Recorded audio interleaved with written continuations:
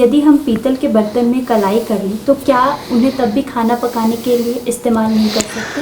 हाँ, अच्छा प्रश्न भेजा है इन्होंने। बहुत लंबे समय तक हमारे परिवारों में इस व्यवस्था का एक वो रहा है।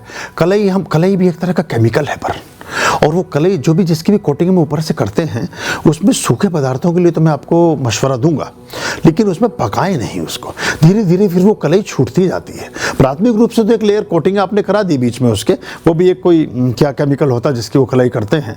उस तरह से करके पहले कपड़े से ऐसे ऐसे करके वो करते थे, तो पीले पीले बर्तन वो सब चांदी जैसे लगने लगते थे, देखने में सफ़ेद हो जाते थे, फिर उसका हम इस्तेमाल कर लिया करते थे। लेकिन अभी स्टील आ गया है, स्टेनलेस स्टील है। सबसे अच्छा है बंटा, यानी फूल का बर्तन, और उसके कुछ विधान है कैसे कितनी आंच पर उसे रखना है, कैसे पकाना है।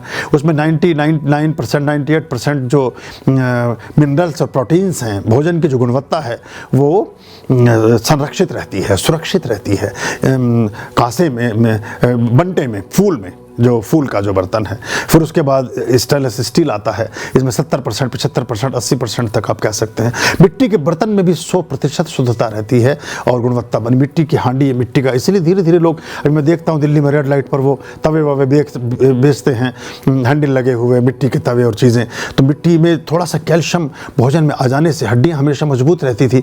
इतना अर्थराइटिस, गठिया, ये सब लोगों को नहीं होता था 50-60 साल पहले। इतने पैरामीटर्स नहीं थे, लोग फिर भी अधिक स्वस्थ थे, अधिक दीर्घजीवी थे।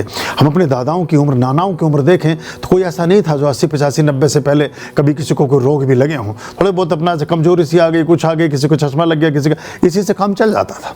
और अभी हम धीरे धीरे बीमारियों की तरफ जा रहे हैं। उसमें हमारा भोजन और ये हमारे पदार्थ और बर्तन, इस सब का बड़ा एक योगदान है। तो कोशिश करें, कलई भी फिर पकाने से, सोनिया होता क्या है, उसका अंश धीरे धीरे भोजन में आता है और वो भी फिर शरीर के लिए उपयोगी नहीं है, उसका भी कुछ ना कुछ दोष लगता ही है, मतलब रोग के दृष्टिकोण से कहें तो।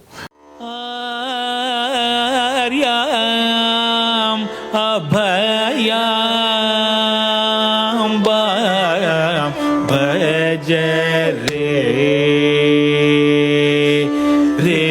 चित संत